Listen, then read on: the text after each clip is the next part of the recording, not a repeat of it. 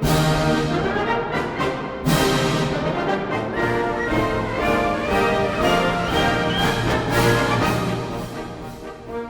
afternoon, everyone. I'm Linda Dixon from the Lexington Veterans Association, and I'm happy to welcome you to a presentation on the Battle of Gettysburg. It is my pleasure to introduce our speaker, Gresh Lattimore. Gresh Lattimore became interested in naval service as a graduate student at the Fletcher School at Tufts University. Inspired by some naval officer classmates, he enrolled in officer candidate school at Newport, Rhode Island, and he received his commission in 1966. He served 2 tours of combat duty aboard the USS Coral Sea off the coast of Vietnam. He served another tour as a faculty member at West Point. After active service, Gresh returned to the Fletcher School to earn a PhD. He joined the Naval Reserve as an intelligence officer, retiring in 1990 aboard the USS Constitution after 23 years of service at the rank of captain.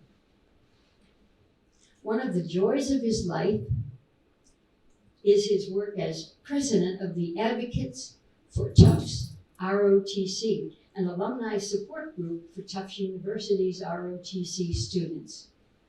He's a member of the executive committee of the Lexington Veterans Association and the Town Celebrations Committee. After retiring from a career in banking, Gresh is pursuing his lifelong interest in military history. Please welcome Gresh Lattimore.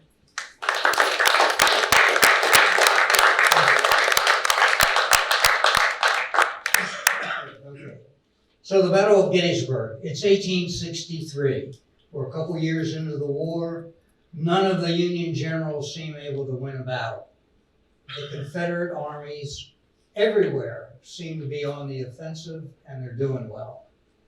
So how does George Meade, in this photo, come to prominence? Interestingly enough, the author of this book, Meade at Gettysburg, and I'm talking now about Kent Brown, wrote a book in 2005 about the retreat from Gettysburg. This is like a biblical thickness book with so much detail you just blur. But he certainly knew a lot about the Battle of Gettysburg. And just last year, he came out with this new study of Meade in command.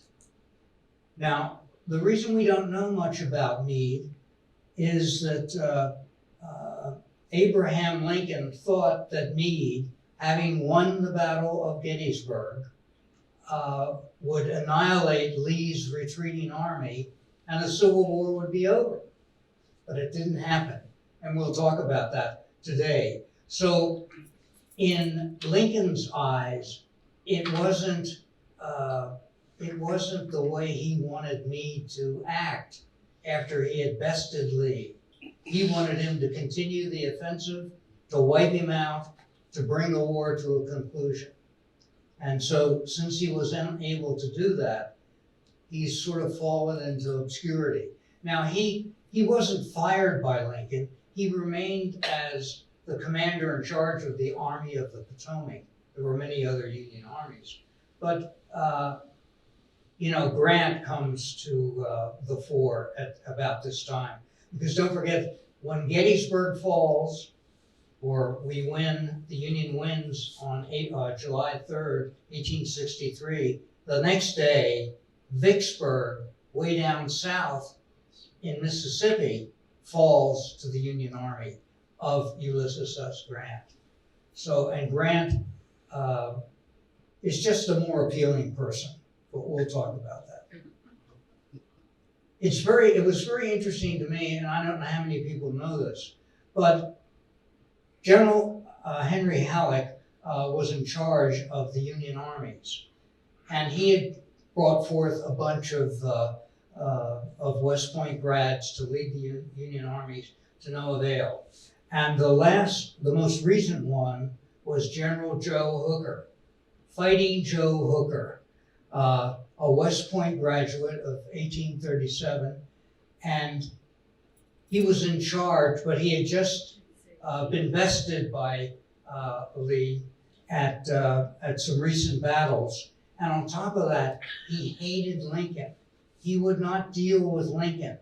And so, you know, if you're the president of the United States and one of your major generals is not speaking with you and won't talk with you, you've got to replace him.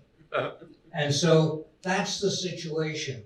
Hooker hadn't won a battle, and he couldn't liaise well with Lincoln in Washington. Halleck and Lincoln offered John Reynolds, a graduate of West Point in 1841, the command of this Army of the Potomac. Reynolds, who was one of the most highly respected Union generals, turned them down. Why? He felt it would not be career enhancing to be in charge. So the president offers you a command, and you say, well, I don't think so. I might not go any further. So John turns it down. So Halleck and Lincoln are now at a quandary. What do we do? What do? They don't ask. They order George Meade, another West Point grad, to take the command of the Army of the Potomac. Now, and they do this because they're in Washington. Meade is with the Army. He's not in charge of it at this point, but he's in the Army with, in the area with his troops. He is wakened in his tent at about 7 o'clock on the 28th of June, 1863, and told, you're now in charge. And you're replacing Joe Hooker. And initially, Meade felt or thought that he was being arrested. He wasn't sure for what, but something might have happened that he was no longer in favor, but not so. Now, this is not a situation where he goes over, General Meade goes over to General Hooker and says, well, should we sit down and talk about what's happening? Because I'm now in command. Not at all. Hooker was moving his armies, and maybe his armies, these are, the blue armies are the Union armies. Don't get mesmerized by the towns and so forth. Just realize that Lee was on a forage invasion of the North. Remember, most of the battles up until this point were in Virginia. So Virginia farmland is devastated, and all these Yankee farms are overwhelmed with provisions, wheat, corn, maybe some clothing in the stores in the North and so forth. So his original intention of going to, of coming north was not to encounter the Union Army per se. He was just coming on a forage movement. But very shortly, the Union saw that the armies were now, the Confederate armies were moving north. And so something must be happening, you know. If Lee is moving his armies north, we ought to do so as well. And so they did. And what initially happens here is the Confederates have no opposition as they march through Maryland and into Pennsylvania, because the Union Army isn't there. And of course, you know, Maryland is iffy as whether it was it did not succeed, but I think Lincoln had jailed all the legislature so that they would be unable to pass a bill like that. There was a lot of Southern empathy and in Maryland. So Lee is moving north. A lot of troops there, but with no particular action in mind. The Union armies, as I've said, know this. They're moving north too, but they're unable to get an idea of what's actually going to happen. But things are in motion. And Meade now, the 28th, so from the 28th of June to the 1st of July is all the time that Meade has to gather his armies into a coherent group and to find out what Lee's about. So now, Meade knows most of his subordinates, his corps commanders, because they all went to West Point, right? You'll see this again and again. And when we start talking about the Confederate officers, they all went to West Point. So these guys all know each other. And Lee is supposed to have remarked upon hearing that Meade was appointed head of the Union armies, he will not let me off easily if I make a mistake. So he felt that Meade was a good opponent, and he was going to be careful for that. So now the armies are moving north, and what we're going to talk about is a 3-day battle. Day one, just to give you an overview, and maybe you know this, but day one is where the armies converge. Okay, they finally bump into each other. That's day one. And the Union emerges from day one in a very strong position. Day two is a general fight along the battle line for, in the hopes that Lee had that he would breach the Union lines and be able to win the battle. Day three, we all know Pickett's charge. And again, this is a frontal assault by Lee against the Union lines. And he felt his men could do it. But it's not gonna happen that way. And you'll notice here too, there's a slight advantage of the number of Union troops, all told about 94,000 versus the Confederates at 72. But don't forget, the Confederate armies had won battle after battle after battle. So 20, 30,000 less troops, we have the valor and we have the leadership. We'll beat those Yankees. Oh, thank you. Yes.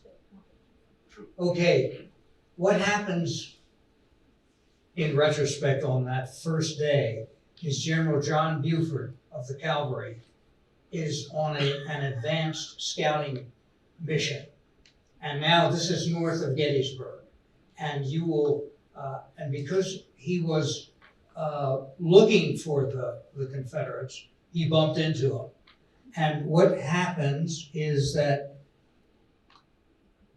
his troops would, to delay the march of the Confederate army, he had his troops begin skirmishing with them. So the typical cavalry way to do that was for one of the cavalry men would hold 4 horses, and the other 3, now they were all dismounted, took their carbines, and would go and fight against the Confederates. So Buford was able to hold the Confederate army at bay to an extent because now both armies are becoming aware. Lee and Meade are becoming aware, oh, we've made contact. This is where it's going to happen.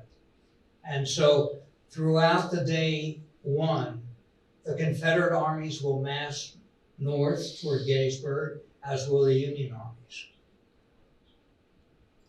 And interestingly enough, remember John Reynolds? He was offered the the generalship of the Army of the Potomac. He's killed by a sharpshooter. He's immediately replaced by another general.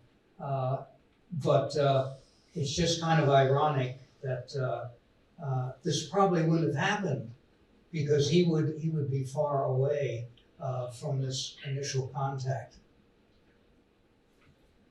One of the reasons that the Confederates didn't do as well on this first day is that Stonewall Jackson was no longer with the army. He had been killed by his own men in a freak accident. And so Jackson, as you remember, had all this, he was always an aggressive leader. And he would have pushed where our friend here, Richard Ewell, wouldn't push. And so Ewell was asked by Lee, if practicable, rouse those Union troops off the nearby hills. And I think I have I'm sorry.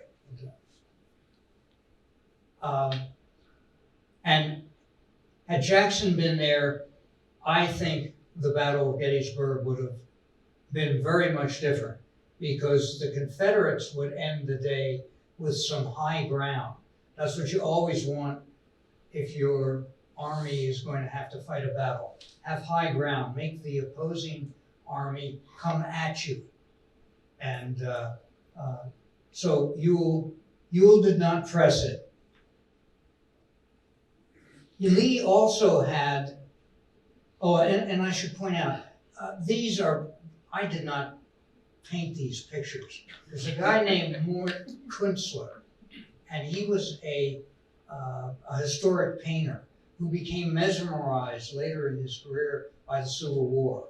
And so he has painted over 300 pictures like this. And I think this is just remarkable, because here you see the Confederate flag, you see General Lee in the middle, and his old war horse, General Jim Longstreet, is with him. And this is how it would look.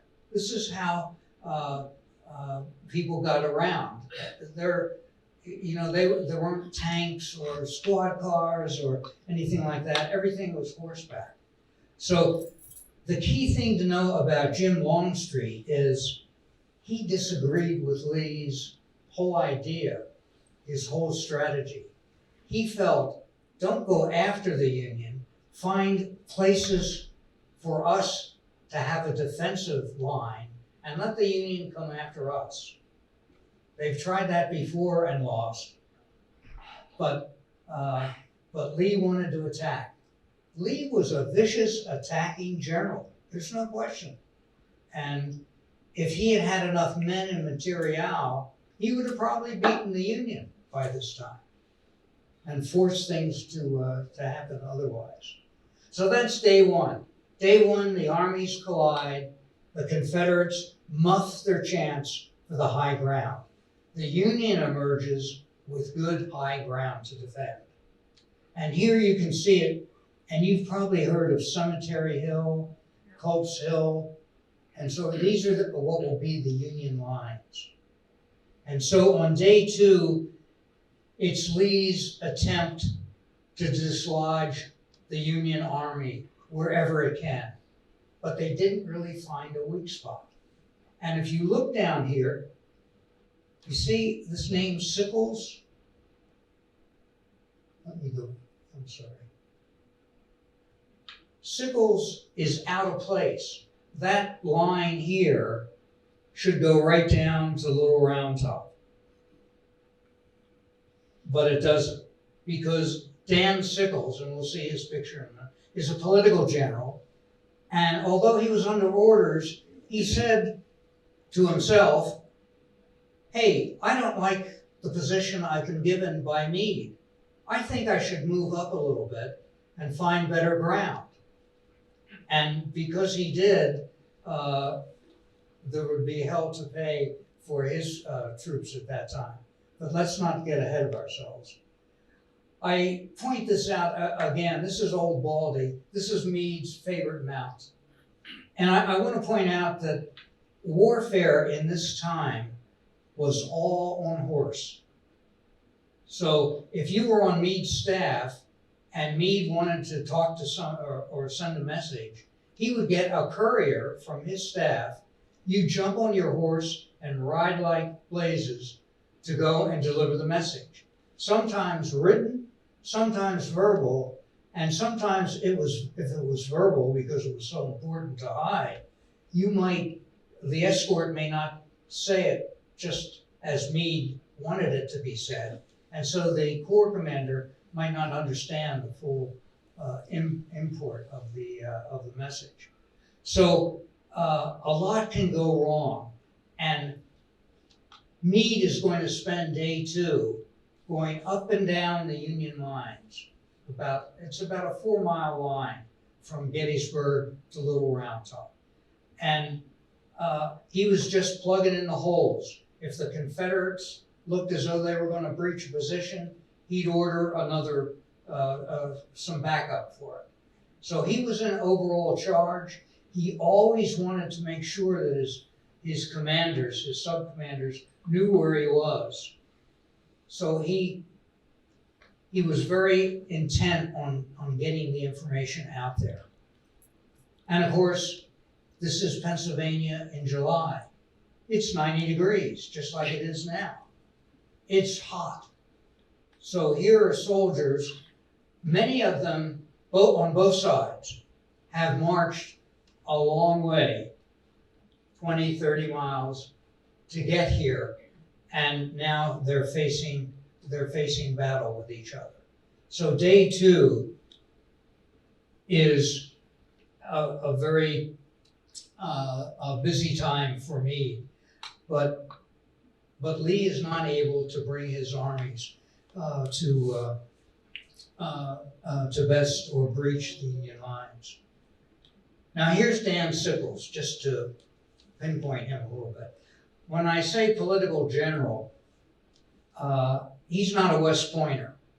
So yeah, he thinks he has some military experience, but he was not a military man.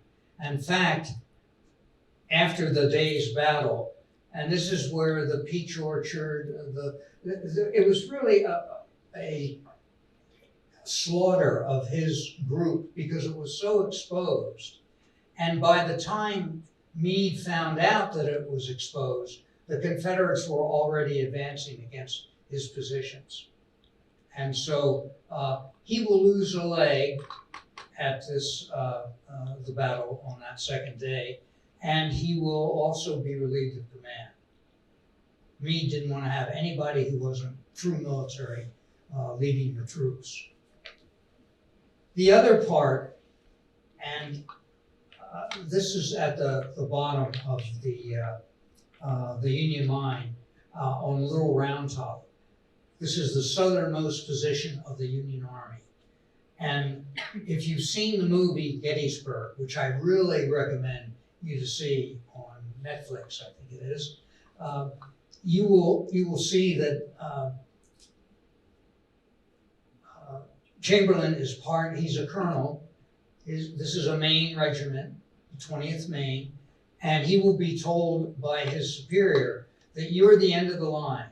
If you let the Confederates turn us, in other words, they breach you, go around, then the whole rear of the Union line will be imperiled. So you must fight to the death. And so Chamberlain's group runs out of ammunition toward the end of the day, and he knows he's got to do something. So his order is fix bayonets, and they charge down the hill from Little Round Top. And the Confederates, who by this time had made 2 charges up the hill toward Little Round Top, were just taken aback that the Union would do this, and the battle was over. And the Union saved itself and preserved its line. So this is what happened on day 2. The Union stands fast, holds firm. That evening, now we're talking about 10 o'clock at night, Meade's headquarters, which is a tiny little farmhouse just near the battle, Meade calls all of his corps commanders together to have a council of war. Remember, they've just worked together since, July 28th, 29th, 30th. June 20th. And just a few days. So he doesn't lead the discussion. He's not like, I don't know, if General MacArthur or Bull Halsey, the admiral, they would have had a presentation and so forth. Meade just sits in the background and lets his commanders talk. And so they decide as a group, we hold good high ground. Let's maintain it. We shouldn't go on the offensive, and we're in a good spot. We're exhausted. Our provisions are 25 miles away, so they're still in disarray. Our soldiers are hungry, and we're low on ammunition, but we're in a good spot. So let's stay that way. At the same time that evening of day 2, General Jeb Stuart, the cavalry commander for Lee's army, he's been away. He was told by Lee to go out and scout the territory. And what he did was he pounced upon a couple Union wagon trains filled with provisions. And so he's unaware that there's a battle unfolding at Gettysburg. So he comes back, he thinks he's going to be welcomed with open arms. General, I brought you all these provisions. And Lee, to the left there, says, but you've left me blind. Lee wasn't able to send out Stuart's cavalry to really find out what the Union situation was. And so this was another blind spot that Lee had to countenance. So Stuart, who again, the Confederate cavalry has been unrelentingly successful. You'll remember the Peninsular Campaign, where George McClellan tries to get to Richmond using that position, and Stuart rode all around it, and the Union cavalry was unable. By this time, by the second year of the war, the Union cavalry is getting its act together, and will, the next day, day 3, while Pick's charge is going on, there's some cavalry skirmishes to the rear of the Union army, and they were not successful for the Confederates. So here we have, and again, don't be mesmerized by the individual things. This is Pickett's lines. You're going to have nearly 13,000 men march nearly a mile to the Union high ground and try to take it. And Lee thinks his men can do it. We've always bested them before. So George Pickett has not been part of the battle yet. So his troops are fresh. And he's intent on glory.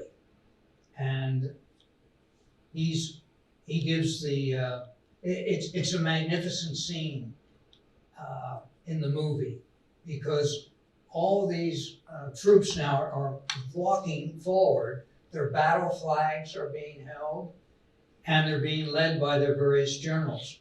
For instance, here's Richard Garnett. Now, Garnett was too sick to walk, so he had to ride a horse if he was going to lead his men.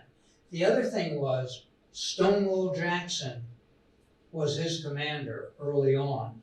And at one point, Garnett's troops were surrounded on 3 sides, and without an order from Stonewall, he retreated.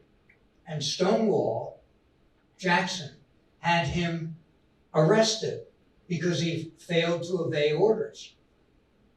And there was an actual court-martial, but the court-martial was interrupted by the need to fight battles in the Civil War.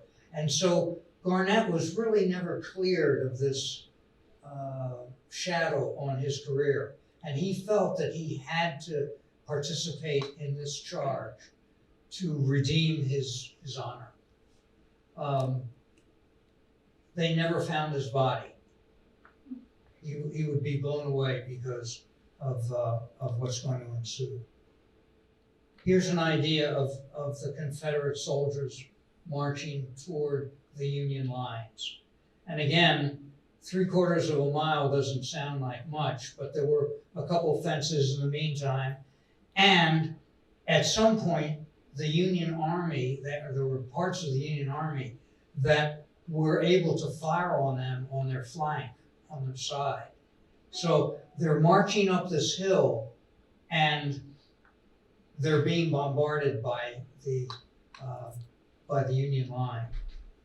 Here's General Lewis Armistead, and he leads his men over and breaches the Union line for just a moment, because there are not enough of them. By then, his group had been decimated and all the Yankees, they killed everybody. He is killed then.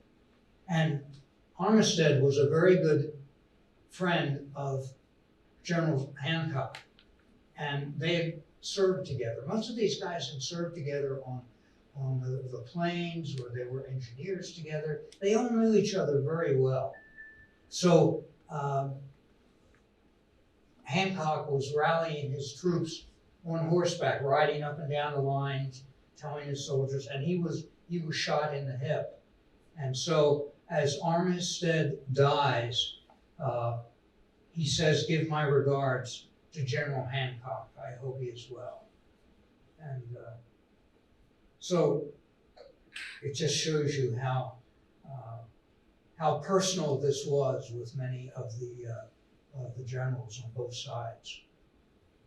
And of course, at the end, I think this is a very poignant painting by Kunstler.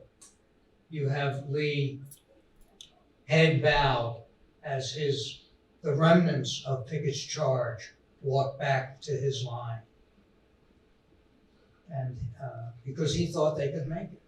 And you'll see in the movie, he says, "It's all my fault. I'm so sorry. Please gather yourselves and we'll fight again." Now the losses to the Confederates, this is total, were 28,000 and 23,000 for the Union. But there's such a difference here in manpower. The South had, at that time, a population of, 5 million or so. The North, 50 million, something like that. In other words, the Confederates were running out of soldiers. They just didn't have the manpower that they needed. Whereas the Union would outproduce them in ammunition, in clothing, in provision. They just didn't have a chance. Now, here we have Kent Brown again. He had already written a book called Retreat from Gettysburg. It's about that thick. It's so detailed, it will mesmerize you. But he certainly knew a lot about it. And so we have a situation here where Lincoln now in Washington is saying, "Hey, we've stopped Robert E. Lee, finally, and he's retreating. This is our chance to end the war." However, the Union was exhausted. Remember, their troops had rushed to Gettysburg to get themselves in place to fight the battle. Their provisions were 25 miles away, and wouldn't it rain right after the third day, July 3rd? So Gettysburg would be a quagmire to get around in anyway. And because of that, Meade is very cautious about what he's going to do. And so you'll see here's Gettysburg, and basically Lee is going to have to go down here, cross the Potomac River, and get back into Virginia to fight another day. This is about a 40-mile retreat, and it will be overseen by John Imboden. Now, he had not engaged his cavalry in the Gettysburg battle at this point. And he was one of the few members, according to Brown, that few members of staff that Lee would call by his first name. And so they were good friends. He was not a West Pointer, but he would conduct a masterful retreat as the Confederate Army marched south. And you can hardly see this, but the picture in the book is not much better. But if you can look down here, doesn't that look like a bunch of wagons? And that's what it is. They're the wagons filled with the provisions that they've looted and stolen from the north, plus their wounded, plus their ammunition, marching south, crossing a pontoon bridge here on the Potomac River, because that rain at the end of the day, on day 3, persisted for the next couple weeks. And so the Potomac was at flood stage, and although it had, over time, did go down a bit, they had to cross a platoon bridge to get over into Virginia and save the day. And one thing that I hadn't thought, and again, this is a Brown picture at the end of his book on the retreat, Confederate officers would bring their slaves with them. And Brown recounts several situations where the master, the owner, would have died or was very ill, and the slave made it his business to bring his master back home. He had an opportunity to leave service, if you will, to escape, become a free man, but he went back south. And I thought that was sort of interesting. And of course, just toward the end, they were so desperate in the South for manpower, they began arming the slaves to fight on their side. Just amazing. So we're heading toward the end now of the presentation. I just want to emphasize here some things, if you'll read down with me. Both armies were exhausted by these 3 days. Remember, this was not a planned attack. It happened out of the blue, and they made the best of the situation. So most of them hadn't been fed and were poorly clothed and were short of ammunition. And the weather was bad. I've talked about some of this. During that retreat, there were some incursions by Union cavalry into the retreating Confederate lines, but not enough to make any real difference. And so that's why Lincoln was so enraged at Meade for not following up.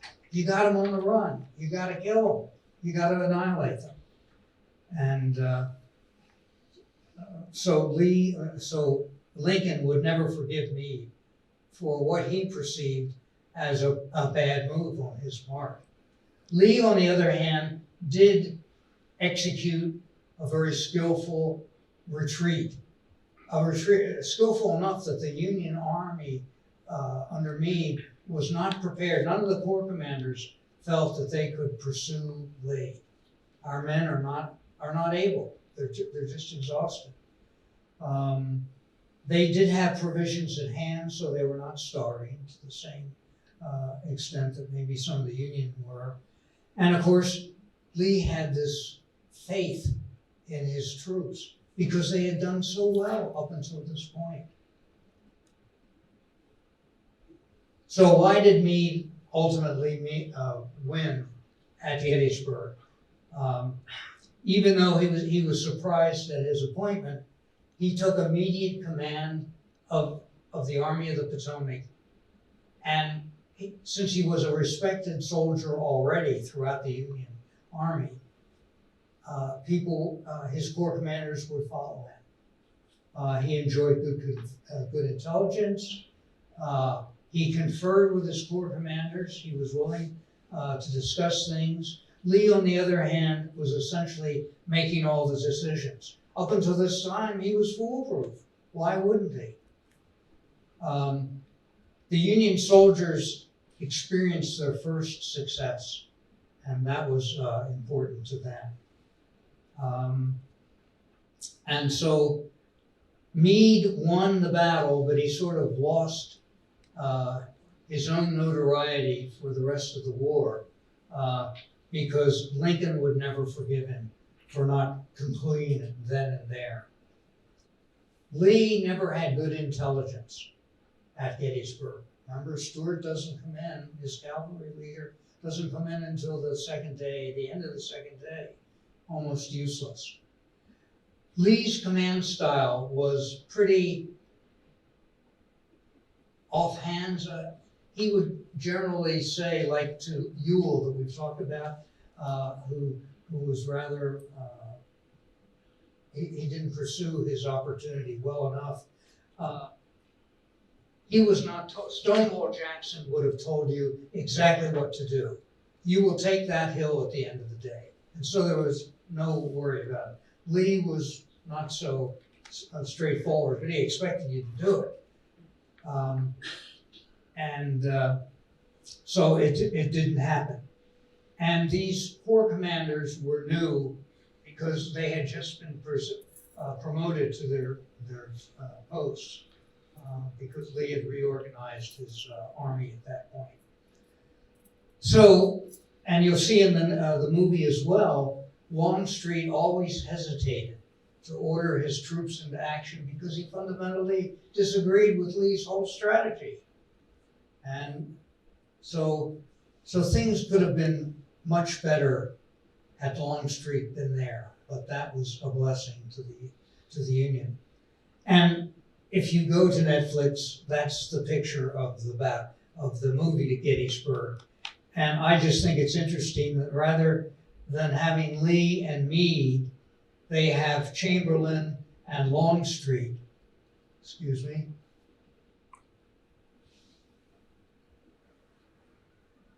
That's what happens when you blunder.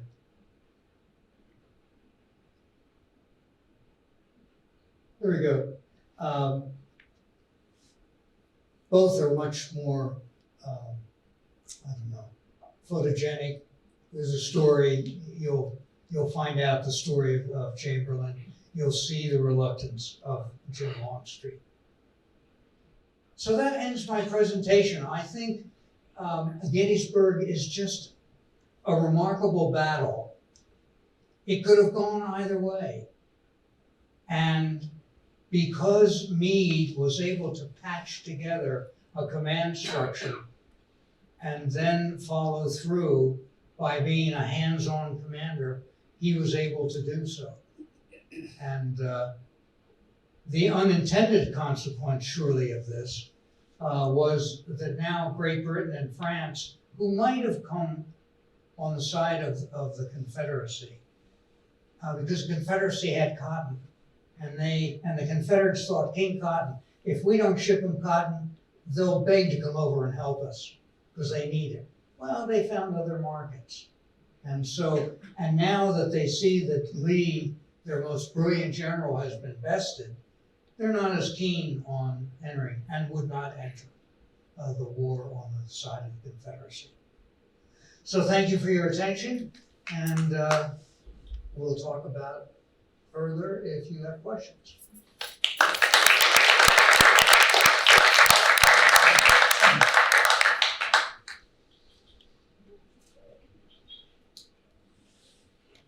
So is this on? Yes. And the So- Q&A. Bob, will you be my assistant? All right, so for the Q&A, what we will do, Bob Lewis and I will take care of the Q&A in this room. And Matt, you're gonna handle it for Zoom. So we'll take one question in the room, one question from Zoom, and we will alternate that way. All right? You're the first question, ma'am. Marion, go ahead. Let me hand you the mic. This is kind of a mundane question, but you mentioned the heat in Pennsylvania, and I wondered what the uniforms were made of. Wool. Okay. They were not in summer uniform. Well, it's the same thing with the German armies. Going to Moscow in World War II, Okay, they had their summer uniforms on. And, you know, we'll be back by Christmas. So, yeah. There's a question from Zoom. What was the next battle that Lee was involved in after Gettysburg? Oh, good. The wilderness. Is it the Wilderness? Okay. I'm not a Who said that? gigantic student of the Civil War, so I Do don't you know really. more about it, Bill? Bill Kennedy seems to know about the wilderness, so I'm gonna ask him to say some more. Well, no, I just want to make a comment on Lee's original strategy. That was to bring the war to the north, but he wanted to be in a defensive position and entice the Union Army to attack him. But things got out of hand. Yes. Another question here in the room, please. Behind me. All right, Jim. Were the Union forces able to bring cannon to bear from the hilltop also against the? On Pickett's charge, for instance, yes, indeed. The cannons were firing right into the advancing, like from me to you, that close. And, you know, they were firing things like grape shot, which have little mini balls, and they were just tearing the Confederate lines in part. So, yeah. Now, prior to that, prior to the actual charge, there was a bombardment by the artillery of the Confederates for about 2 hours. About 270 cannon. And they thought that they had softened up the Union lines. And indeed, yeah, they had caused some casualties and so forth, but they really hadn't done much. And so Pickett's armies, when they marched, were marching right into the fully manned Union lines with their artillery. Rich, Bob, would you give Rich the mic?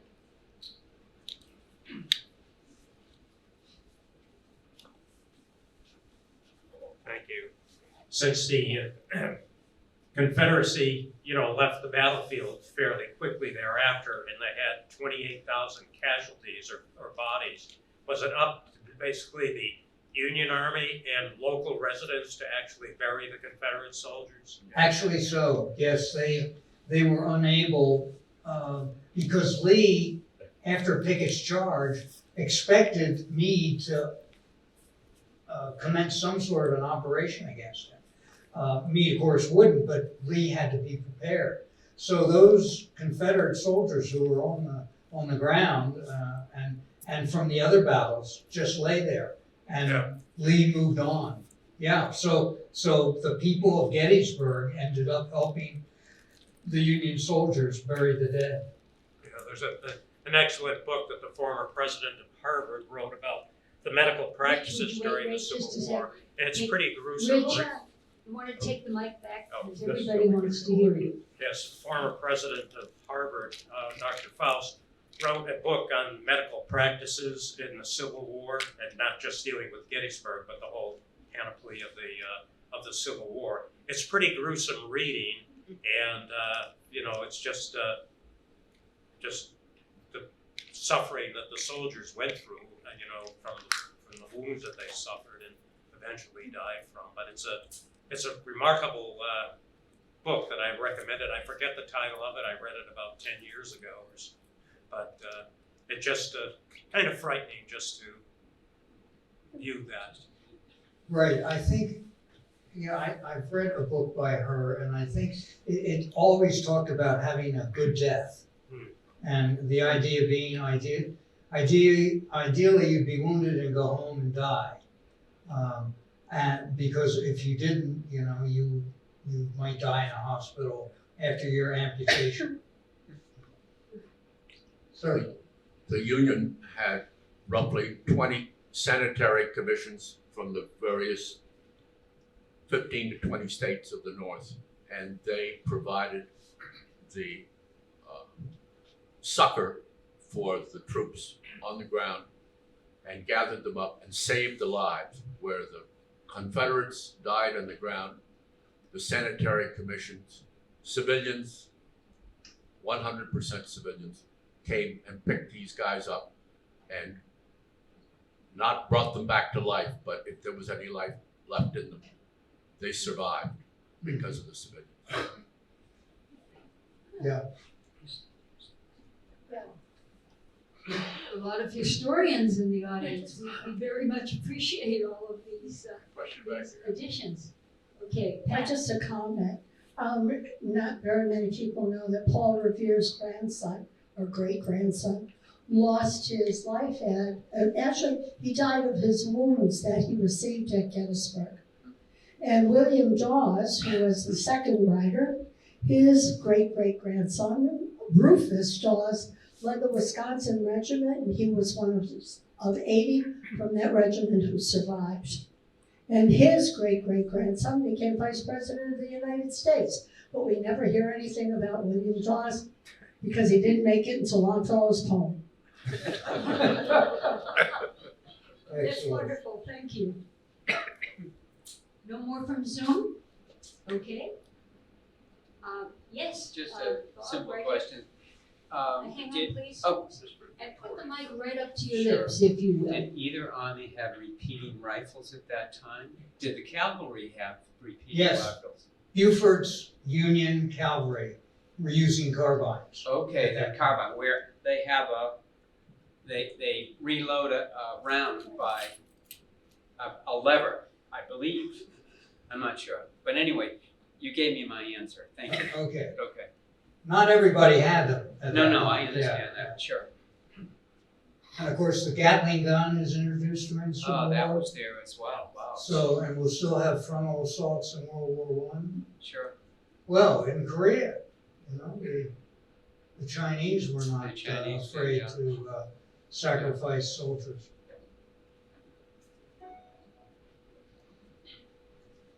Okay, Any more? More questions?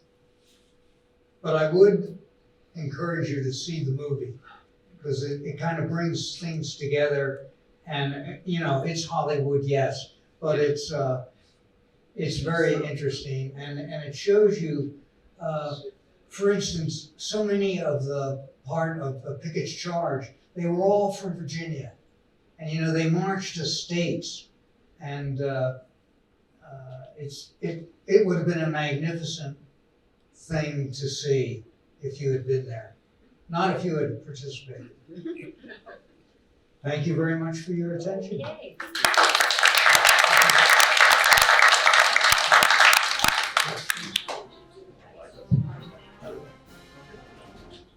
Well, thank you, Gresh, as usual, for a wonderful presentation. And thank you to our audience for adding all of the color and details. That concludes today's presentation. Oh, it's off? Never mind. I'll speak here. Thank you, Gresh, for a wonderful presentation, and thank you to the audience for adding all those wonderful details. That concludes today's presentation. We hope to see you in a month on October 11, Tuesday, remember that, next month for the Treaty of 1783. Thank you, everybody, and good afternoon.